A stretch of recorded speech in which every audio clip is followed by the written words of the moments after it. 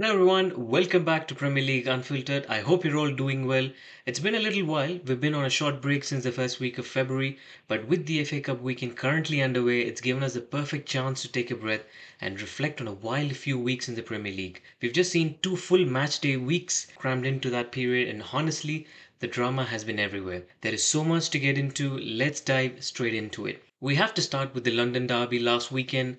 Arsenal 2, Chelsea 1. Look, it was scrappy, and if I'm being honest, Chelsea were the better side and really should have walked away with at least a point. David Raya was Arsenal's best player, which tells you everything about the pressure the Gunners were under. But here's the stat that's going to rattle people.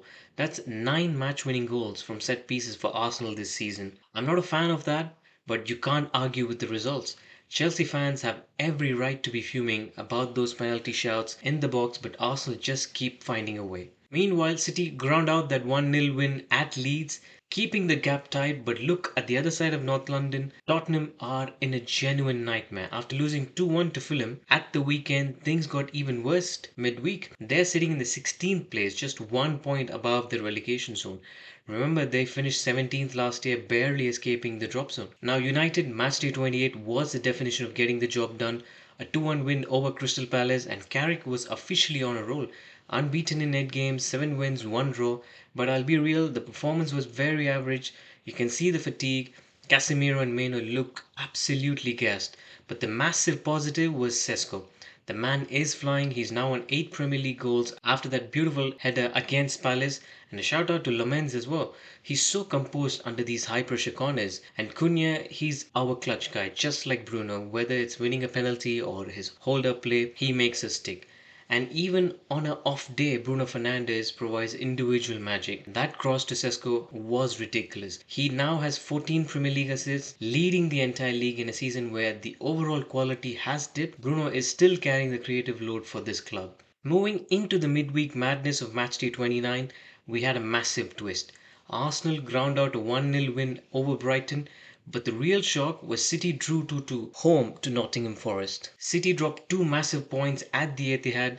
The gap is now 7 points, though City still have that game in hand. Even if City beat Arsenal in the title decider on matchday 33, they could still be a point behind. The pressure is firmly on Pep now. Then we go to St James Park, Newcastle 2, Manchester United 1, and honestly, United deservedly lost this one. Even with Newcastle going down to 10 men, they showed way more hunger. And we've dropped off recently, living off individual brilliance. Bruno tried, he got another assist for Casemiro, that's 14 assists for him now, but we just couldn't convert our chances. Our attack is fine, but the midfield and fullbacks are a huge question mark. Mainoo and Casemiro are running on fumes, and Dalot and Shaw just aren't at the level right now. On that game, Ramsdale was phenomenal for Newcastle. He made some world class saves just to keep us out. And around the grounds, Wolves 2, Liverpool 1. Huge loss for the Reds. And if they had won that game, they'd be right in that third place battle with us. And then we had Villa 1, Chelsea 4, a convincing win for the Blues. João Pedro with a hat trick. Like I mentioned before, Villa are dropping off quickly. Like I said, I don't think they make the UCL. I back United, Chelsea, and Liverpool to grab those spots. And before we wrap up, we have to look ahead. Matchday 30 is coming up, and here's how we see these play out.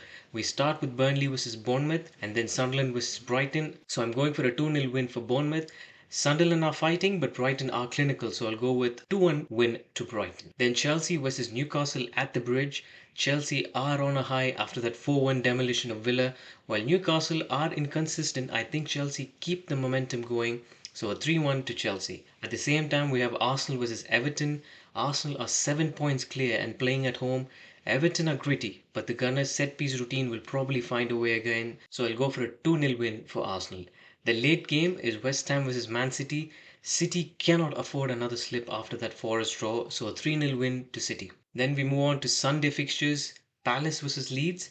I'll go for a 1-1 draw, and then we have Forest versus Fulham. I'll back Fulham to win this one 1-0.